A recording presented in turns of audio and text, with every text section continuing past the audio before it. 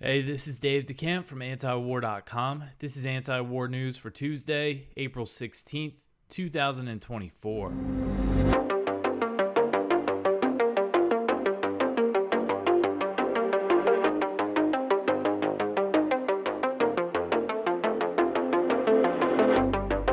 All right, the first story at the top of antiwar.com today. Israel says that it has no choice but to respond to Iran. So Axios reported on Monday that Israeli Defense Minister Yoav Gallant told Secretary of Defense Lloyd Austin that Israel has no choice but to respond to Iran's missile and drone attack, which came in retaliation for Israel's bombing of Iran's consulate in Damascus. Gallant and Austin spoke on Sunday after President Biden told Netanyahu that the U.S. would not support an Israeli attack on Iran. So we have the U.S. trying to portray the Iranian attack as a victory for Israel, signaling that they don't want an escalation. But at the same time, the U.S. is also reaffirming that it will continue to defend Israel, and that means if there's another escalation. And the White House also said that it's up to Israel whether or not they respond to Iran. So they're not really putting any real pressure on Israel, it seems like.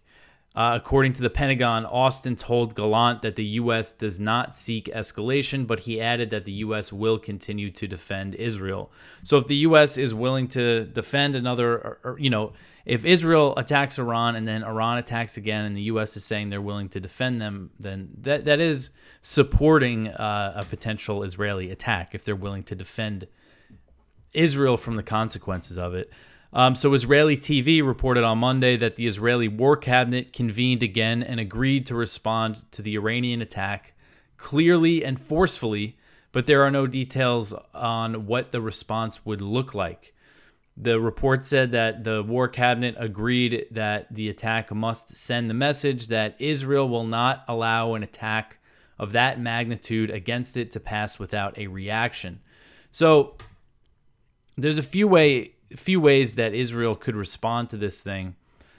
They could go back to, their old ways of more covert attacks. They have intelligence assets, inside Iran. They carry out a lot of covert attacks there, like assassinations, sabotage attacks, small drone attacks. And there's also the possibility that they target Iran in Syria again, or if they just, target some of Iran's allies in the region, like Hezbollah or some of the Shia militias that operate in Syria. I guess that's a potential response.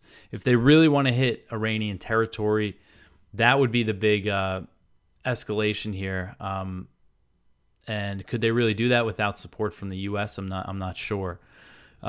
So we'll see what comes of this. I keep seeing that there's lots of conflicting reports. Some say that an Israeli response is imminent. Some say that they're going to take their time. So we don't know exactly what's going to happen here, and only time will tell what the Israelis do next.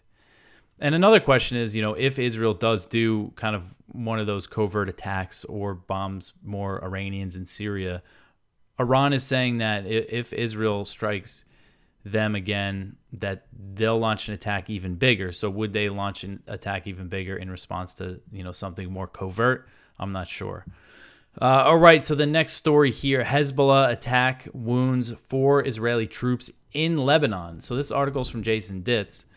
So an overnight incursion into southern Lebanon by Israel's Golani Brigade left at least 4 Israeli troops wounded, one of them severely, when they ran into explosive devices planted by Hezbollah when they crossed the border. So they tried to do a little operation inside Lebanon.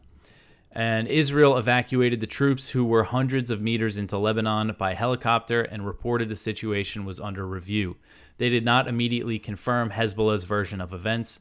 Also, overnight, Israel attacked and destroyed a house in the town of Sedekin, southern Lebanon. The attack wounded 9 people and badly damaged dozens of surrounding homes.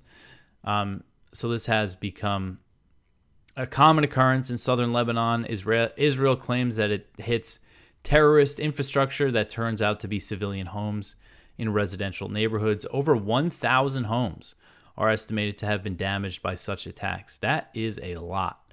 And it goes to show how even though this isn't considered a full-blown war, this has been pretty heavy Israeli airstrikes across the border and Hezbollah attacks on northern Israel. And I know that the casualties on the Lebanon side are much higher than on the Israel side. All right, so the next one here, the White House opposes a standalone Israel aid bill. So the White House said on Monday that it opposes the idea of a bill that would give additional military aid to Israel without funding Ukraine and Taiwan.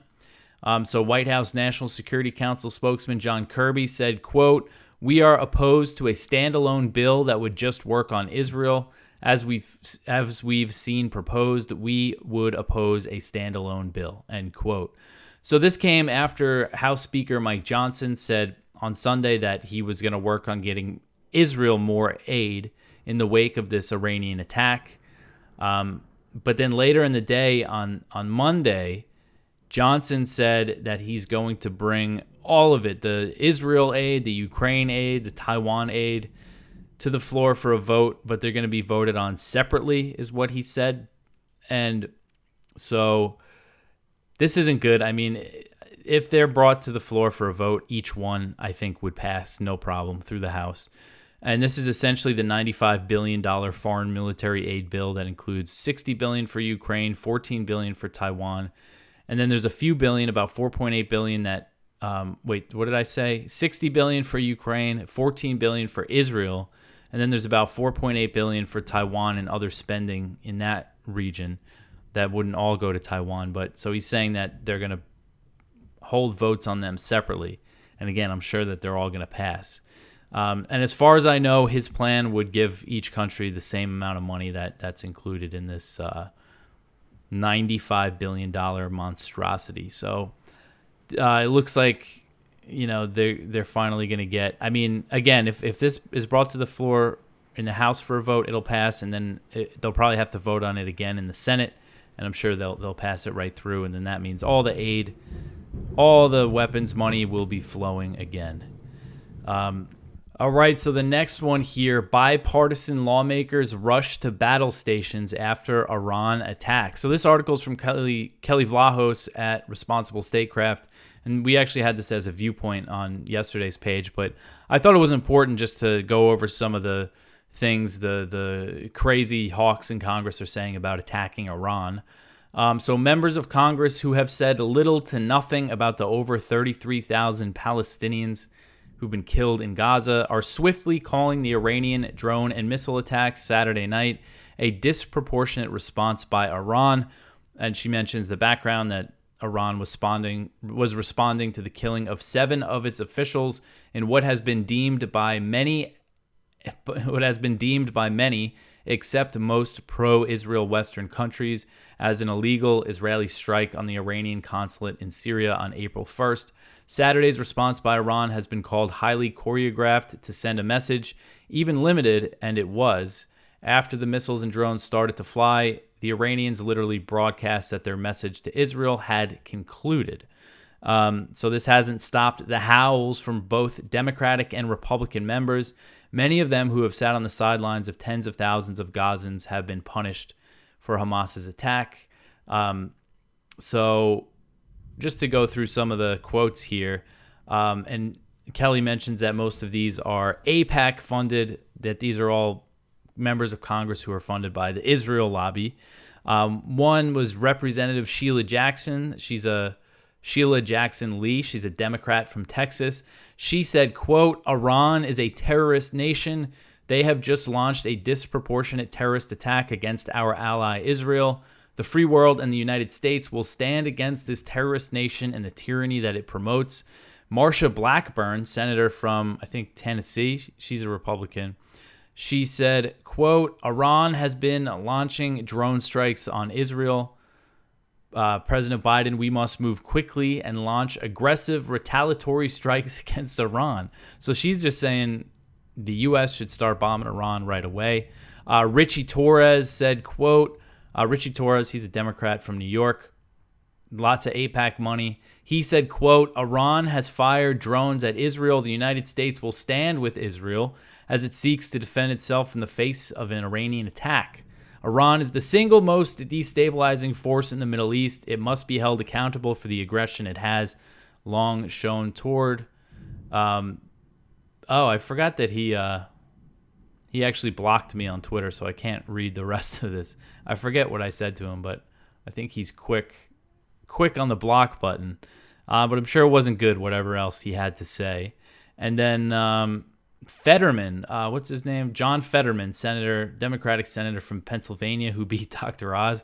He is just completely so pro-Israel, like more than some of the most hawkish Republicans. And basically went on the news and said we have to have Israel's back and there should be no conditions. This is something I see him say all the time. No conditions for Israel, for aid to Israel. None. We have to have their back and you know, that's it. It's really something how pro-Israel he is for a new Democratic senator.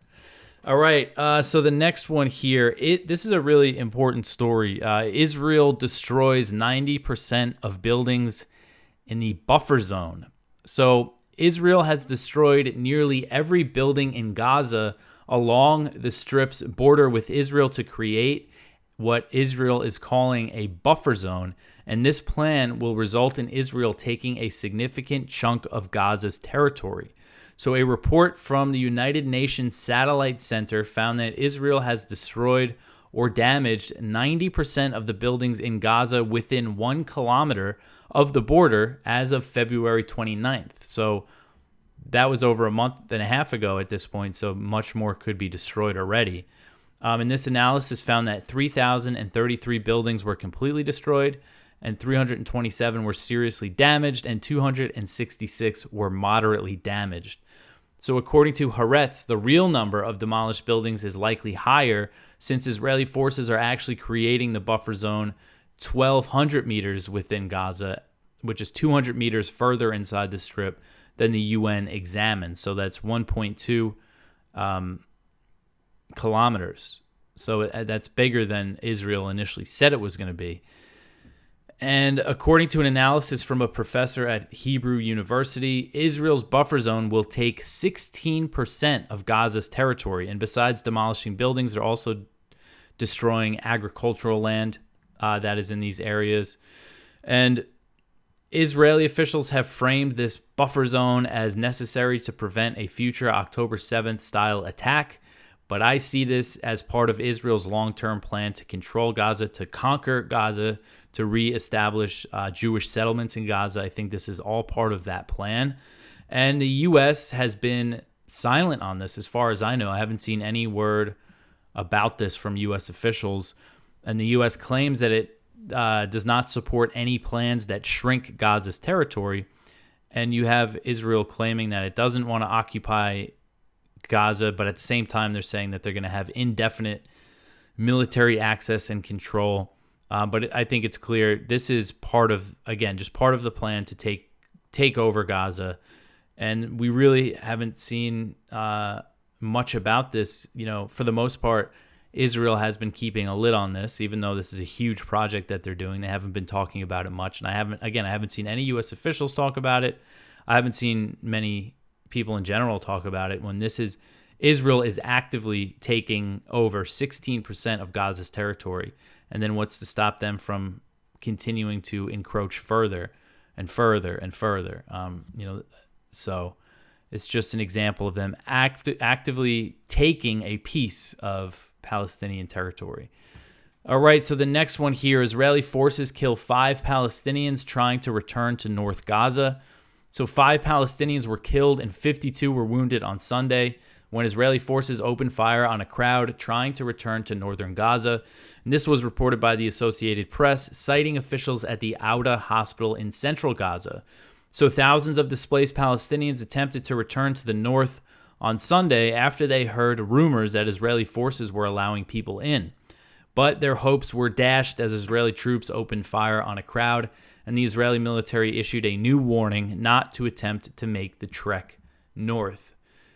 So the UN actually estimates that 84% of the homes in northern Gaza have been damaged or destroyed. So northern Gaza, has almost been completely destroyed, but Palestinians who fled the area 6 months ago now, it's been over 6 months, this thing, and for the people, displaced people, that means they have been homeless for 6 months, living in tents and moving all around, trying to avoid the bombs and struggling to eat and find food. So they're saying that they want to return. They want to go back to the north, find their homes, I guess, see what condition they're in. An AP spoke with a few Palestinians who were trying to get to the north. And this has been a big issue in the negotiations between Israel and Hamas. This is a condition Hamas wants, is for the free movement of Palestinians within Gaza so they can return to the north. And Israel has said no to that demand. I think they've proposed some sort of security, like letting a limited number of people in, or setting up checkpoints or something. But as far as I know, they're still saying that they're not going to let them return to the north. And besides the buffer zone, Israel has also constructed a road, and I believe it's pretty wide, that separates northern Gaza from the south. And that is another thing that they say they're going to control, indefinitely. So their forces can come in through the middle of Gaza to launch operations there. And they're using that to cut off the Palestinians from returning to the north. All right, so the next one here, Ukraine is jealous of the U.S. defense of Israel. So Ukrainian officials have expressed envy over the U.S.'s response to an Iranian drone and missile attack on Israel. The U.S., the U.K., France, and Jordan all intervened to help intercept Iranian drones and missiles. I've seen these reports that the Saudis might have been involved, but as far as I've seen, that has not been confirmed. So that's not really clear. And then you have the Jordanians. They're saying, oh, we just, shot down drones that violated our airspace. They didn't say that they defended Israel, but still, people in Jordan aren't happy about that. The Palestinians that have been protesting at the Israeli embassy in Amman aren't happy about it. So Zelensky sees this, and he said, quote, "The whole world saw that Israel was not alone in this defense. The threat in the sky was also being eliminated by its allies," end quote. The attack on Israel came as Russia has stepped up its missile and drone attacks on Ukraine's energy infrastructure, which Moscow said was a response to Ukrainian attacks on oil refineries inside Russian territory. Ukraine has suffered serious blows in the strikes as it's running low on air defenses, and Russia's intelligence continues to improve. So Zelensky said, quote, "When Ukraine says that its allies should not turn a blind eye to Russian missiles and drones, it means action is needed, a bold one. It is not rhetoric that protects the sky. It is not opinions that curb the production of missiles and drones for terror," end quote. So the U.S. and NATO have not directly intervened to intercept missiles and drones, obviously because it risks direct war with Russia, which could quickly turn nuclear. Everybody knows why they're not directly intervening. And if you remember, in the early days of the war, Zelensky was asking Congress, he was asking the U.S. to impose a no-fly zone over Ukraine, which would involve NATO shooting down Russian planes, having to bomb Russian missile systems inside Russia. So Zelensky was asking for World War III at first. There were not many takers in Washington. There were a few nutcases who supported that idea, but Zelensky eventually stopped asking for the no-fly zone. So Ukrainian Foreign Minister Dmytro Kuleba acknowledged that the U.S. and NATO would not directly intervene, but called for more military aid. He said, quote, "Even if you cannot act the way you act in Israel, give us what we need and we will do the rest of the job," end quote. And then I just mentioned how, Ukraine still hasn't gotten the aid, and we've seen all these, still hasn't gotten that $60 billion that Biden is looking for. So there's not getting too much aid from the U.S., although they have found some places to pull money from.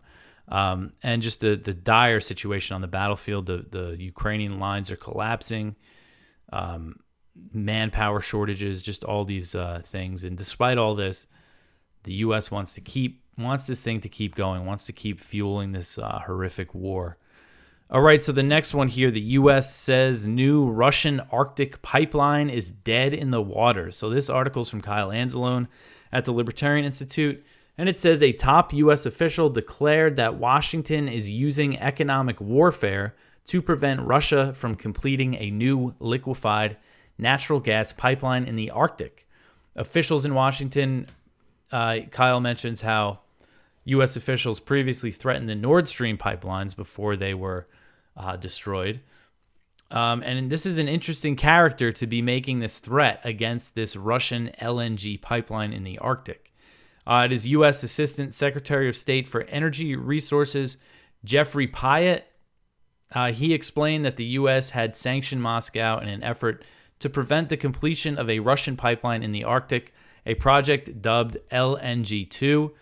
So Pyatt, if that name sounds familiar, that's because in 2014, that notorious phone call that was leaked of Victoria Nuland speaking with another U.S. official about who should be, in the next Ukrainian government, discussing, the potential overthrow of the Ukrainian government, which then just happened a few weeks after that conversation. This was who she was talking to, was Pyatt. He was the U.S. ambassador to Ukraine at the time. So now he's threatening another Russian pipeline. He said, quote, "Our role is to ensure Arctic LNG-2 is dead in the water. We're very focused on ensuring that Russia is not able to develop new projects in order to redestine the gas that they previously sent to Europe. As the G7, we are collectively committed to doing everything we can to thwart Russia's future energy revenue," end quote. So part of this economic war against Russia, and you just imagine if the U.S. was building a pipeline somewhere near Alaska or something, I don't know, and Russia was saying that they were going to stop it. I mean, how would that look? How would Americans feel about that? And then Kyle mentions too, one of the U.S. officials who threatened the Nord Stream pipeline was actually Victoria Nuland. So it's just interesting to see these officials, that were involved in the coup in Ukraine in 2014 are still involved in Russia-Ukraine policy here and making threats, even though Nuland's on her way out. And Pyatt, you haven't heard much of him because he's an energy envoy. But here we have him making this threat. All right, so the next one here, what a year of conflict has done to Sudan. So this article is from Middle East Eye, just kind of an update on the situation in Sudan, which I haven't really been covering, but it's been a year now of fighting between the Rapid Support Forces, the RSF, which is led by Hemedti, the Sudanese general, and they've been fighting the Sudanese army led by General Abdel Fattah el-Burhan. They're basically rival generals. They were part of this military government. They were like maybe not co-leaders. I think al-Burhan was technically in charge and Hemedti might have been number 2, but they've been fighting. It started on April 15th last year, and there's a lot of reports of atrocities being committed by both sides. And according to the Armed Conflict Location and Event Data Project, there have been more than 15,550 reported fatalities in Sudan over a year of war, and that number is considered to be a low estimate. It says that 32%, there's a lot of violence in Khartoum. Most of the violence is in the capital, Khartoum. And then in Darfur, where there's a lot of violence, they're saying it's twice as likely to be deadly for civilians in that region. So just a really bad situation for the people in Sudan. It's displaced 10.7 million people, and people are facing serious food shortages. They're warning of that famine could happen as a result of this war. Just under 4 million children under 5 are projected to suffer from acute malnutrition this year. Around 730,000 children are expected to suffer from life-threatening, severe acute malnutrition, while more than 90% of the country's 19 million school-aged children have no access to formal education. So, I see that, I think it was Hemedti said the other day that he's open, they're open to new round of ceasefire talks, but I don't know how promising any of that is, because I know there's been talks going on basically this entire time at some level or another. There's been attempts at ceasefires, but they never hold. So I don't know if there's really any end in sight to this thing right now. So that is it for the news for today. Please go check out our viewpoints. One from Ted Snyder: Biden's irresponsible war doctrine led to Iran's attack on Israel. One from Trita Parsi: Netanyahu wants war with Iran. Biden can prevent it. One from Ron Paul: FISA exchanges real liberty for phantom security. And one from Colonel Douglas McGregor: will Israel go nuclear on Iran? And one from Amira Haas: there's no way to quantify the suffering in Gaza. So please go check all of that out. Support this show by sharing it. Tell your friends about antiwar.com. Like, subscribe on YouTube or Rumble, wherever you prefer to watch. Follow us on Instagram, on X, all that stuff. I will be back tomorrow with some more news. Thanks for listening.